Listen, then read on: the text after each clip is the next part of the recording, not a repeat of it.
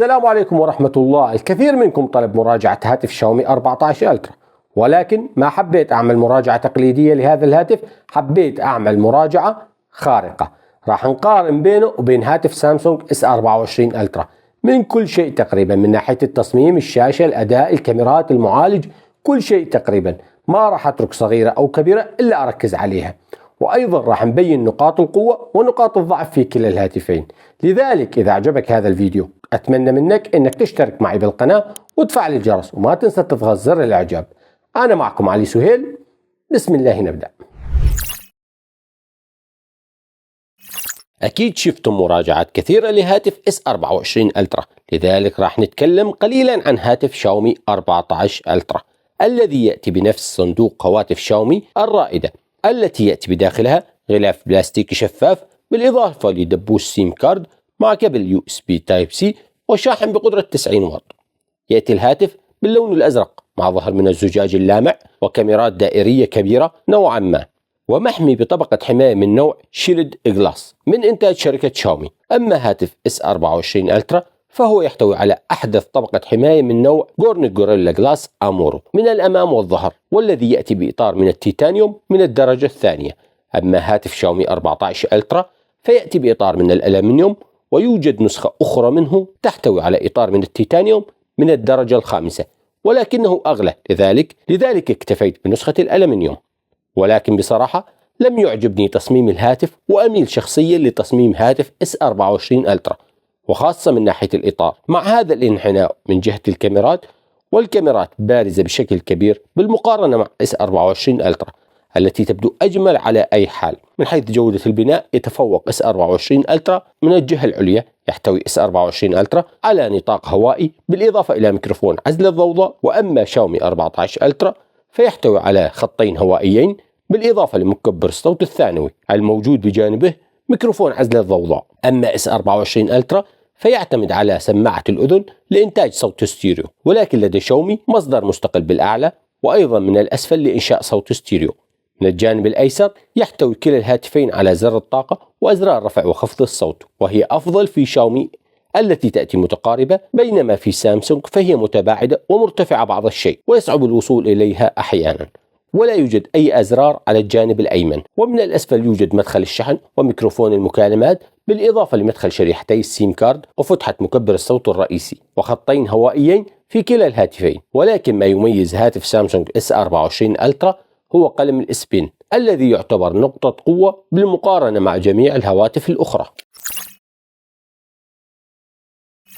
كلا الهاتفين يتمتعان بشاشة رائعة، فشاشة S24 ألترا تأتي بحجم 6.8 بوصة من نوعية AMOLED 2X، تدعم دايناميك LTPO، وتأتي بدقة W Quad HD Plus بأبعاد 1440 في 3120. بينما شاشة 14 ألترا فتأتي بحجم 6.73 بوصة بأبعاد 1440 في 3200، ولكنها تأتي منحنية من الأطراف عكس شاشة S24 ألترا التي تأتي بشكل مسطح. وكلا لوحتين عبارة عن شاشة 2K. وأول فرق بين الشاشتين هو أن شاشة S24 ألترا كما قلنا تأتي بشكل مسطح، بينما 14 ألترا تأتي منحنية من 4 اتجاهات. والفرق الثاني هو شاشة S24 ألترا تأتي مضادة للانعكاس، فهي توفر زاوية رؤية أوضح حتى في ظل ظروف الإضاءة الشديدة أو تحت أشعة الشمس. كما يحتوي S24 ألترا على معدل سطوع 2600 نتس، بينما شاومي 14 ألترا فيحتوي على معدل سطوع يصل حتى 3000 نتس. كما يتمتع S24 ألترا بخوارزمية محسنة يتميز بتحسين جودة الفيديو، ويتميز أيضا شاومي 14 ألترا بتحسين محرك الصور الفائق AI وتحسين ال HDI، ويدعم كلا الهاتفين معدل تحديث متغير يصل حتى 120 هرتز. ولكن يتميز شاومي 14 ألترا بعدد بكسلات أكبر، 522 بكسل مقابل 505 بكسل في S24 ألترا. ولكن شاشة S24 ألترا تعتبر أكبر من شاشة شاومي 14 ألترا. وأعتقد أن مكبرات الصوت الموجودة في شاومي 14 ألترا أوضح من الموجودة في S24 ألترا. خلينا نستمع للاثنين واعطيني رأيك أسفل بالتعليقات.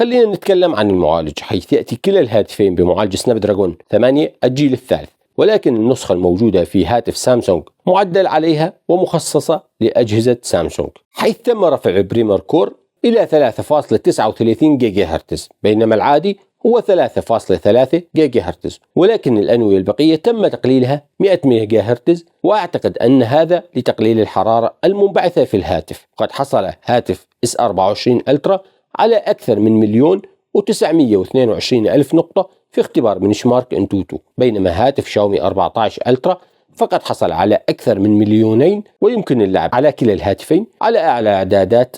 ولكن قمنا أيضا بتجربة برنامج 3D مارك للاختناق الحراري، وقد وضعناه على الإجهاد الشديد الذي يعتبر بصراحة كابوس حقيقي لجميع الهواتف. ولكن للأسف شاومي 14 ألترا أوقف التطبيق بشكل غير متوقع نتيجة ارتفاع درجة حرارته، لذلك فشلنا في إجراء الاختبار على شاومي 14 ألترا. وأعتقد أن السبب أن هاتف شاومي 14 ألترا تم إصداره حديثا، وسيتم معالجة هذه الأمور من خلال تحديثات قادمة في الأيام القادمة إن شاء الله. ومن الناحية الأخرى هاتف S24 ألترا، ولكن النتيجة ليست عالية، وقد حقق نسبة استقرار 74.3%. بينما تجربة الألعاب فكان لدي أمل كبير في أن تكون تجربة الألعاب ممتعة على كلا الهاتفين، وخاصة أن كلا الهاتفين يحتويان على معالج سناب دراجون 8 الجيل الثالث. ولكن للأسف طبعا بما أنك وصلت لهذه النقطة من الفيديو فأدعوك للاشتراك بالقناة، لأن هناك فيديوهات كثيرة ومقارنات كثيرة بالأيام القادمة إن شاء الله. فأتمنى منك أنك تشترك معي بالقناة وتفعل الجرس، وما تنسى تضغط زر الإعجاب لأنه هذا يفيد القناة كثيرا. خلينا نكمل. فهاتف شاومي 14 ألترا يولد الكثير من الحرارة، ولم يكن أداؤه مستقر ومعدل الإطارات متقطعة. أما من ناحية أخرى فصممت شركة سامسونج هاتف S24 ألترا بإتقان هذه المرة، حيث حصلنا على معدل إطارات ثابت وجيد جدا، ولا يمكن أن أقول أنه مرتفع جدا، لأن بعض الهواتف المزودة بمعالج سناب دراجون 8 الجيل الثالث تقدم أداء أفضل مع معدل إطارات أعلى.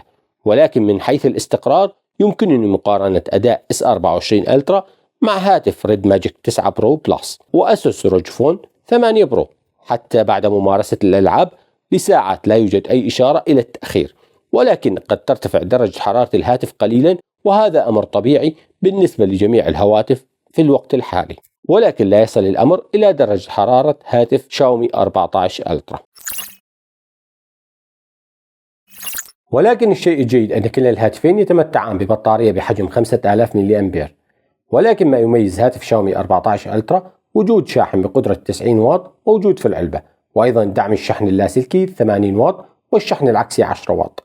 أما هاتف سامسونج S24 ألترا فيدعم شحن 45 واط والشاحن غير موجود بالعلبة، وأيضا يدعم الشحن اللاسلكي 15 واط والشحن العكسي. ما يتعلق الأمر بوقت الشحن فهاتف S24 ألترا يحتاج وقت أطول بحوالي 2.2 مرة من هاتف شاومي 14 ألترا بالنسبة للشحن السلكي. أما بالنسبة للشحن اللاسلكي فيحتاج وقت أطول بكثير 6.2 مرة من هاتف شاومي 14 ألترا. أما بالنسبة لمدة تشغيل الشاشة فإن هاتف شاومي 14 ألترا أعطاني مدة أقل من هاتف سامسونج S24 ألترا ب30 دقيقة تقريبا.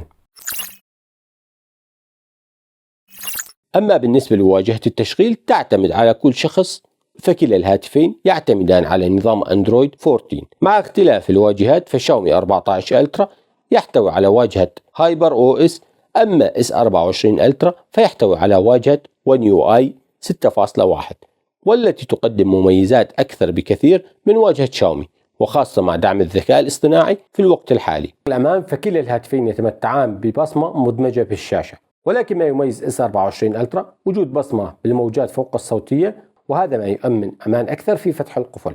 أما شاومي 14 ألترا فيحتوي على بصمة مدمجة بالشاشة بمستشعر الأصابع البصري، وهذا ما يوفر سرعة أكبر في فتح قفل الشاشة. وكلا الهاتفين يحتويان على فتح القفل بواسطة الوجه، ولكن يعتبر شاومي 14 ألترا أسرع وأكثر سلاسة من هاتف S24 ألترا من هذه الناحية. بالنسبة للكاميرات طبعا الكاميرات أنا تركتها للآخر حتى أتيح لك أكبر فرصة لمشاهدة أكبر عدد من الصور الموجودة والمقارنة بين الهاتفين، حيث يأتي شاومي 14 ألترا مزود بكاميرا رئيسية بمستشعر 50 ميجا بكسل وهو من شركة سوني لايتا 900. أما الكاميرات الثلاثة الأخرى فتأتي بنفس المستشعر IMX 850، واحدة للزاوية العريضة وأخرى للتليفوتو 3.2x وأخرى بيروسكوب 5x. بينما S24 ألترا فيأتي بعدسة رئيسية مزودة بمستشعر سامسونج ايزوسيل 200 ميجا بكسل، ثانية بمستشعر سوني IMX 754 بدقة 10 ميجا بكسل 3x زوم، والكاميرا الثالثة بيروسكوب أيضا بمستشعر IMX 854 بدقة 50 ميجا بكسل 5x زوم، والرابعة للألترا وايد تأتي بدقة 12 ميجا بكسل وأيضا بمستشعر سوني وهو IMX 564. ومن الواضح أن كاميرات 14 ألترا تأتي مع مجموعة أقوى التي تم تحسينها بواسطة لايكا، لذا فهو شيء رائع. ولكن ماذا عن الأداء الواقعي؟ طبعا كلا الهاتفين يدعمان تصوير فيديو بدقة 8K. راح أترككم مع بعض الصور الملتقطة من كلا الهاتفين، ما راح أعلق عليها، راح أترك الحكم لكم. أتمنى أعرف رأيكم أسفل بالتعليقات. وفي النهاية سبحانك اللهم وبحمدك، أشهد أن لا إله إلا أنت، أستغفرك وأتوب إليك. والسلام عليكم ورحمة الله.